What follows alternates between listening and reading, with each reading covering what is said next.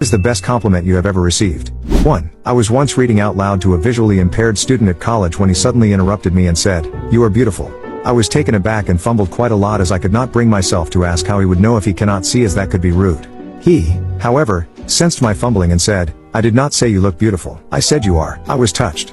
2. For the international students, it's not that easy to get a job after masters in the USA. Most of the companies ask for H-1B visa. When you tell them you are on a student visa and don't have H-1B, they reject you in the first round itself. After applying to more than 2,000 companies, I got around 10 interview calls. Out of them I got a chance for one in-person interview. It was do or die situation for me, but I was well prepared and I cleared the interview. First few days were not easy. Everything was so different. All the people there were very intelligent and sharp. They were there because they loved their job and not because they forced into it. The product itself was so complicated. During my initial days, I never got good reviews from the manager and the team lead. But I never gave up. I gave my best, and after some time, I was doing really good. Everyone was impressed and were very happy with